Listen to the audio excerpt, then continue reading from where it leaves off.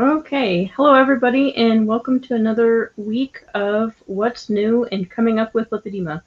I'm Siobhan. I'm the research specialist with Lipedema Simplified, and I'm here with Catherine. I always gesture in the wrong direction, but it's fine. Hi everyone, I'm Catherine. Um, I'm the founder and do whatever needs to be done for moving us forward. Um, I want to take a moment. Um, it's been a week, but we lost one of our very dearest friends and advocates in the lipedema community. Patty Cornute ran Lipedema Fitness, um, and has for since I started. I mean, we started at the same time looking for answers. And Patty lived in upstate New York and was stage 3. And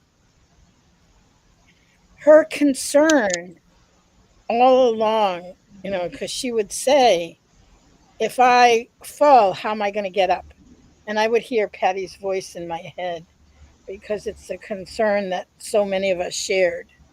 And so her version of that is, can I become fit enough so that at the very least I could get up if I fell. And that led her to creating Lipedema Fitness, which she created fitness for lipedema, for those of us with lipedema. She did CrossFit and numerous other kinds of strength training. And 10 years ago, she actually started something, a triathlon for those of us with lipedema. A triathlon. This walking, or running really, but walking for us, um, swimming and biking. And she would say, like, there's a phrase that says all or nothing. No, yeah, all or nothing. And she would say, all or something. Anything you do, if you do 2 steps, that's more than you would have done otherwise. She was encourager for so many of us. Uh, I mean, it's a long way to say she passed away very unexpectedly this week. It wasn't like she was sick. She wasn't that any of us knew.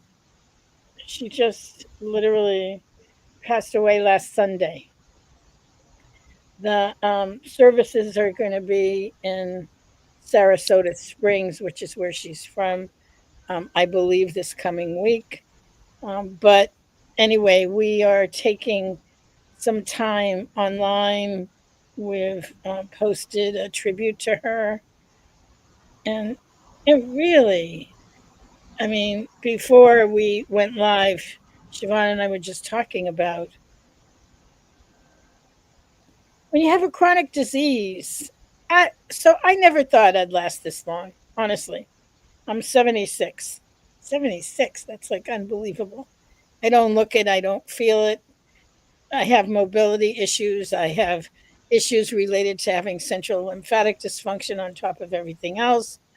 I have breathing issues, but um, but I'm in pretty good shape for especially for 76 years old. Holy cow! And I never thought I would get this far. And Patty was 55. 55. That's a youngin. That's a youngin. And so I'm so grateful for the time that we've had with her. I'm so grateful for the impact that she makes on so many of us. And I'm trusting. Um, Somehow I always move into trusting the process. Sandra says Patty was so encouraging to others. Let me get that up. Yeah, thank Yeah, you. I got it. Thanks, Siobhan. So, so it's been a wonky week, I have to say, for me. A very, very wonky week. Um, my own reflections on, you know, of course, my own health, my own mortality, my own, what do I need to get done? Do I have, I did start to look at, oh, is my will in place? Do I have this? Do I have that? Because you never know. So I'm glad to be with you today. I'm glad to be here with Siobhan, and I rest in peace, Patty. We love you. Mm-hmm. Yeah, and I would just add the most encouraging and amazing thing that I've seen when things like this happen, like the passing of Sarah Holberg, who worked with Berta Health for a long time, Adele Height, is that I still see them mentioned even years later. The information that they've shared and what they contributed to the community and the stories that people have of them and who they are is still going on today. And I'd like to see the same thing with Patty, of still sharing that concept of all or something and mentioning all the stories that you have of her as often as you can, and encouraging people with lipedema to be as strong as they possibly can so that they can take care of themselves, because all of these things I think are really important, and keeping her in the community forever is just, I don't know, I think it's important to keep her with us. Yeah, she was. It's interesting because she was on the agenda for the fat research or fat resource, um, this FDRS, Fat Mm-hmm. Disorders Resource Community. She was speaking this weekend. So I think that they will do something to honor her as well. Hi, Marilee. A gray, soggy day. We started that way, but the sun's out now. We started with one of those days. So, anyway, we do have some stuff we want to talk about. Siobhan's going to talk about our upcoming webinar next week. Yes, so let me make sure I have the chronology here. Let's see which is upcoming first. Oh, tomorrow is the 22nd, and tomorrow we're having a fireside chat. Yes, Yeah, that's the one. yeah, let me talk briefly about the fireside chat. The fireside chat is we have something called wisdom circles. Wisdom circles are those who have lipedema and those who have lipedema and are interested in being part of an ongoing conversation as to what can we know about lipedema, how can we support ourselves and others, and we've been doing it for a couple of years. So we're opening it up. If you're interested, I'm gonna put the link in the chat because it's a special link. Yeah, and so we're having the equivalency of a town hall. We call it, what is it we call it? Fireside chat. And And what are some projects that have come out of Wisdom Circles, just so people can get an idea of what it is? Like Emmy's Box of Hope was from Wisdom Circles, isn't that right? yep, and a postcard that women can get to share with their doctors and with other people that may have lipedema. So it came out of um, the community during one of our advanced symposiums. Went through. I'm just getting the link. Give me 1 second. I put the link in the chat. It's the special dash webinar one. Oh, it is? Okay, you got it already?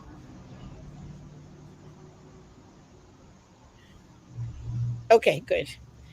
Let me look into it. Special webinar. Um, the purpose of it was really for us to just gather the information that it is, in fact, um, the community that knows more about it than anybody else. And we've shown that to one another. We have, over the years, been able to support one another. And, yeah, and here, let me, to support one another in sometimes the largest and the smallest ways, and understanding what it is that we're doing or that we're headed towards. Dr. Carmody, who is our medical advisor, as well as a wonderful part of our collaboration team. Um, this is actually Jerry Hamill. She's a tribe member and she was very active in Emmy's Box of Hope is an online, if you're looking to see if you have lipedema, it's almost like everything you could ever wonder about. Hmm. Or Yeah. let's say you're talking to someone who knows that they have lipedema. There's a whole bunch of ebooks and resources and joke books and stuff in there.